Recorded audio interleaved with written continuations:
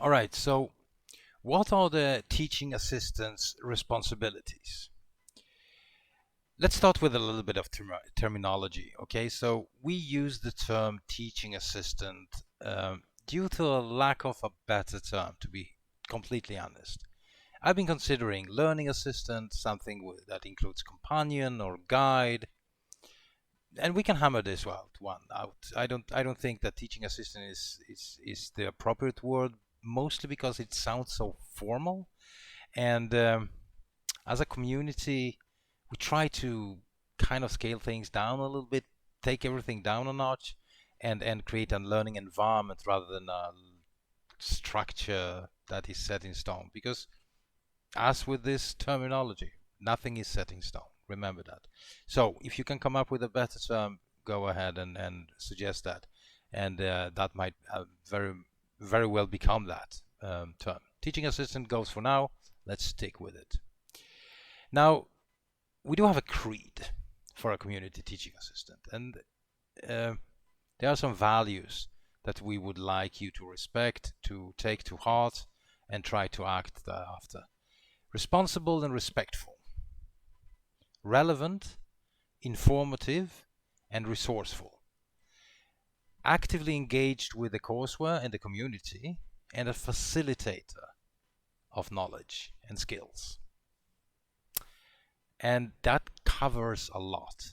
Now, everyone that goes through a learning process or a process of growth do feel a sense of stress, a certain level of stress. And we need to be very, very receptive to that and try to listen into a different kind of behavior depending on where every individual is and so on. And so we need to make sure that we respect every individual and their own journey. We want to give them relevant and on target information. We want to help them help themselves when traveling or taking a journey into new uncharted territory that often take them outside of their own comfort zones. Now, it goes without saying that we need to stay on top of things that are covered in the course. So be actively engaged with the courseware, look for bugs, inconsistencies, but also go through the content and make sure that you understand what we are talking about. You don't have to be an expert of things. You are a teaching assistant, so you don't have to be totally in sync with all the technology that we cover in the course. God knows that even the head coach, which in this case will be me, is not on top of everything at all times, and that is perfectly fine. Nothing needs to be perfect. It actually is kind of good sometimes that we who are in charge of the course make a slip here and there. Perhaps we make a wrong decisions, make a typo, or mess up in any kind of way, because that kind of helps students to see that it's okay to fail. It's okay not to always stay on top of everything, and that is how what life looks like. But be a facilitator of knowledge. Whatever you know, whatever you can, make sure that you convey it to your students as best as you possibly can. We do have some thoughts about the guidelines for student support. And one of the the most important things, in my opinion, is that we need to encourage our students to be independent. Um, and we need to do that by helping them discover answers on their own rather than fixing their problems. Because when it comes to working as a professional developer, you will be working in a team, in a group, in a social setting, but it is important that you as a developer is as resourceful as possible, and that you can do things on your own and solve problems on your own. And I think it's really important that we start to do that during the course, uh, and also to help our students or your students to go to pass the roadblocks or the quite often mental blockers that prevent them from learning in the most effective way.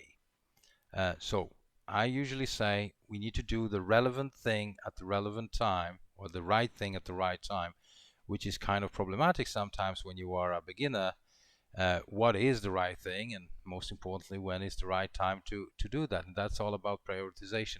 This is something that we will practice a lot, and you will get a sense of like, almost like a sixth sense of knowing when the right thing is and when the right time to do it is.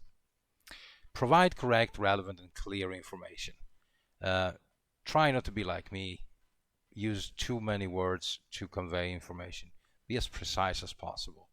I struggle with this at all times. I always have a story to tell, and I deviate, and I make connections and so on. Uh, and I need to become more precise. And I think that will help our students to learn more and to be more efficient in their learning. So be that person and help me to become a better coach as well. And of course, ensure and foster a culture of collaboration. Not only are you there to help your students, but the students should help themselves. You know, um, if a student becomes good at something or has completed the challenge, encourage that student to help others that are falling behind or are not really on board with everything that they have been going through. That culture is extremely important, and this is a fantastically powerful weapon to overcome any obstacles that might come our way as a team. Let's see the quorum guidelines. How do we behave toward each other in sessions, but also in asynchronous communication, Slack or whatever? Maintain civility, of course. If there are any unproductive discussions like politics, religion, nonsense discussions like tabs versus spaces, or VS Code versus Eclipse, or Windows versus Mac users or Linux or something like that. Discussions that can go on forever and there is no end because they are highly opinionated. Try to cut them off, basically.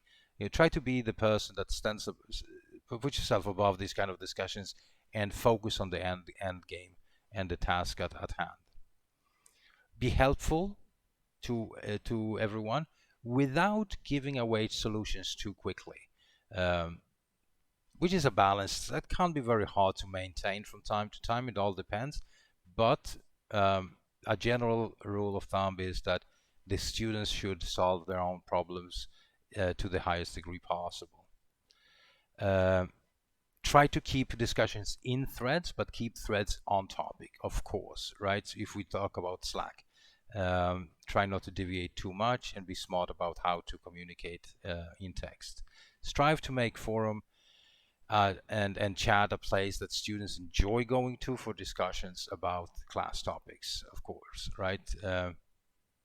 They should be open to post questions and open to reading questions and answers and study what goes on in the threads. Quite often, to be honest, the discussions in the threads are as important at the end of the day as the courseware that we deliver to our students. Now, in terms of giving support or teaching people new skills, we often talk about educational scaffolding, which is a way to enter into a session and give very specific support to students that are learning a new topic. And even here, avoid telling the learner exactly how to accomplish a task once they have been through the first iteration of how we do things. Help them instead to figure out the task on their own. And when you talk to students, ask more questions instead of giving answers. Again, with maintaining a balance, of course. And the further into the course we get in, the less student support or direct, very specific student support should we give them. We should just point them to certain areas that they should focus on at any given time.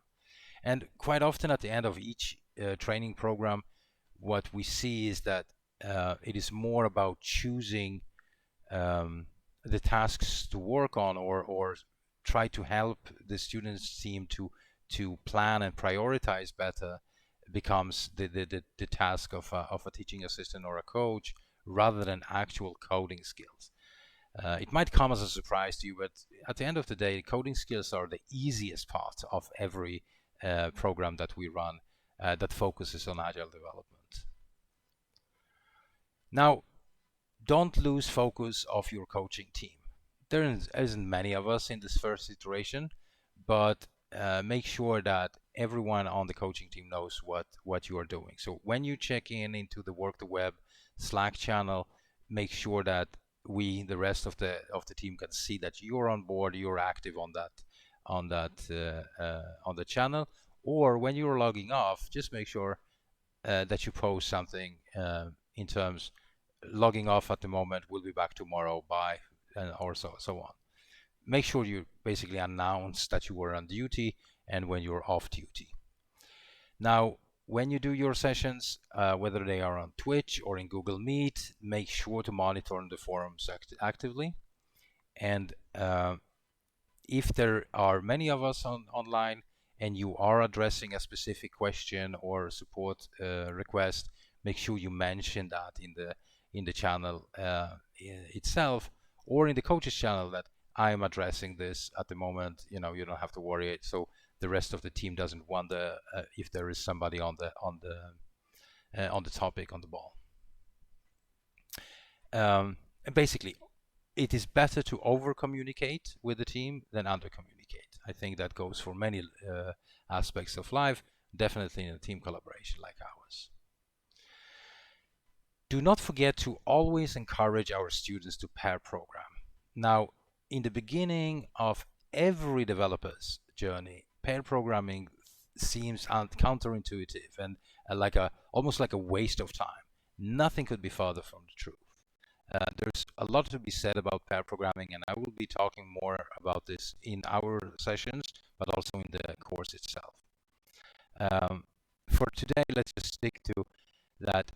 We want you to encourage our students to pair program at all times. Suggest that students pair with each other on all assignments, challenges, homework assignments alike. If needed, provide pair programming scaffolding, which basically means that you start a session and stick around for a while. Gradually become a fly on the wall, if possible, meaning that you take a step back and allow the students to work for themselves and encourage them to do that. Lead them with questions and answers. And if you see that they deviate from standards like version control, testing, naming standards, code formatting, and so on, try to move them back into the fold so that they gain as much time doing the right thing, following the right standards as possible already in the training program. And they will fight you and try to again be civil and respectful, but push them in the right direction. Of course, be engaged in the course as much as possible. Tackle the assignments before the students have to do that, so go through the course materials as much as possible. If you find any bugs in the materials or any errors, report them in the Work the Web for Coaches channel on Slack. If there's any critical errors, escalate them to the head coach. In this first iteration, it's going to be me. And do take notes after each session and with yourself with the course materials, but also student sessions, and store them on Google Drive and share them with us. We will be setting out a flow to document student progress. At some point, we just haven't hammered that detail out yet. So that will conclude this section for us. Make sure you take notes, read through the PDF, and rewatch this if needed. And I see you in the next section. Thank you very much.